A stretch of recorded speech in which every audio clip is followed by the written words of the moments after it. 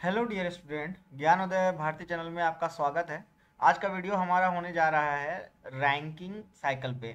Ranking cycle steam engine में use किया जाता है और ये एक थर्मोडायनेमिक साइकिल है। तो आइए स्टूडेंट वीडियो में आगे बढ़ते हैं। रैंकिंग साइकिल को हम लोग स्टीम इंजन में ट्रेन्स में देख सकते हैं।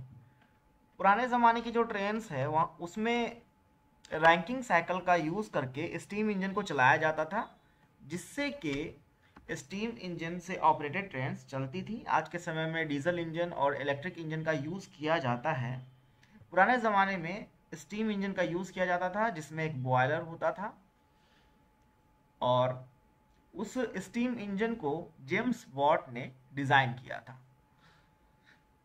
रैंकिंग साइकिल के डिफिनेशन के अगर बारे में बात करें तो ये कार्नोट साइकिल को रेफरेंस मान के बनाया गया है। साडी कार्नोट, जो कि थर्मोडायनेमिक के फादर्स कहे जाते हैं, उन्होंने कार्नोट साइकिल को प्रपोज किया था, जो कि एक हाइपोथेटिकल साइकिल है, जिसमें उन्होंने बताया था कि किसी भी इंजन की एफिशिएंसी 99.9% हो सकती है। आगे जा कर के मिस्टर रैंकिन ने ही कार्नोट साइकिल को मॉडिफाई किया, उसके एरर्स को ख़त्म किया और रैंकिन साइकिल का प्रपोजल रखा। रैंकिन साइकिल भी ऑटो साइकिल और डीजल साइकिल के तरह एक थर्मोडायनेमिक साइकिल है।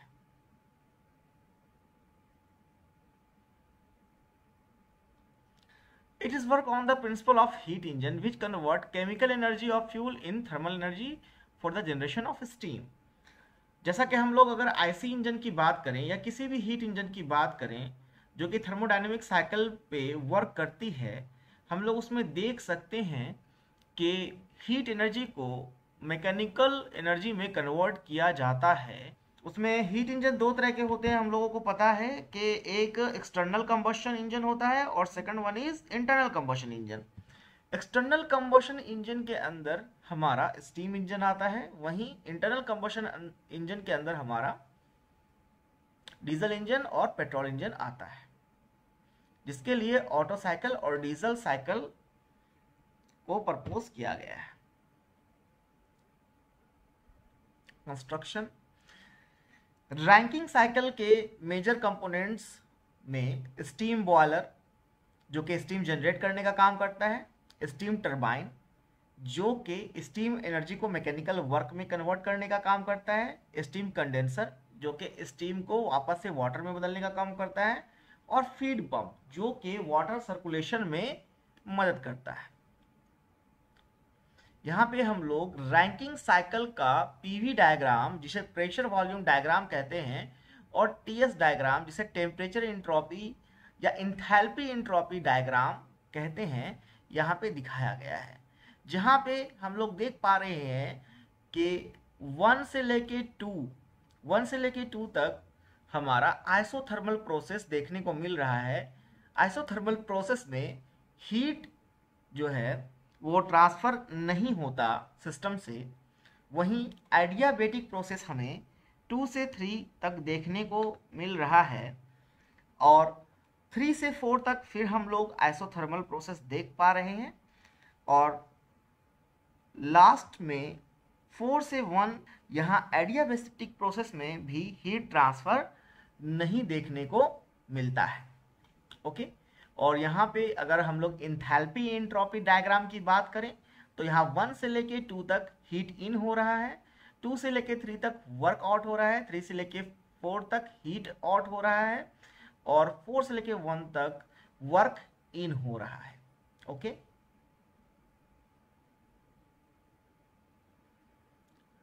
यहाँ पे हम लोग रैंकिंग साइकिल में जो मेजर कंपोनेंट्स होते हैं उन्हें देख सक रहे हैं। यहाँ पे जो कंबशन चेम्बर है हमारा, यहाँ पे स्टीम जनरेशन का काम होता है। ये हमारा टरबाइन है। ये जो हम लोग 4 से लेके 1 तक देख रहे हैं ये हमारा कंडेंसर है और ये हमारा 1 से लेके 2 तक ये हमारा फीड पंप है। ओके, तो ये देखिए 1 से लेके 2 तक हमारा आइसेंट्रोपिक पंप है। आइसेंट्रोपिक पंप में इंट्रोपी कांस्टेंट होती है।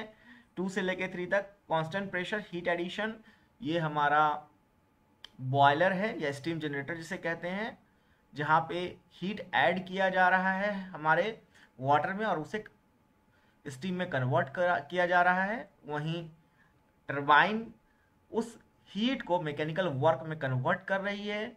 जब स्टीम अपनी एनर्जी खो दे रहा है तो कंडेंसर में उसे गुजारा जा रहा है, कंडेंसर से उसे गुजारने की वजह से वो वापस से वाटर में कन्वर्ट हो जा रहा है, जिस वाटर को हम लोग दोबारा से फीड पंप के थ्रू बॉयलर में भेज दे रहे हैं।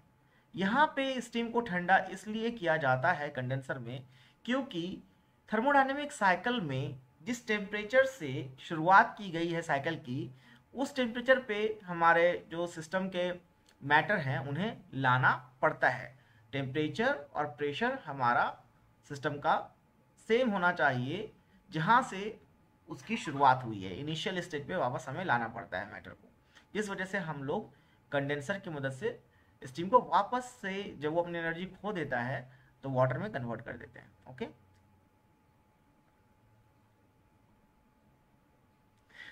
this process start with feed pump. Feed pump supplies the water in necessary amount to the steam boiler.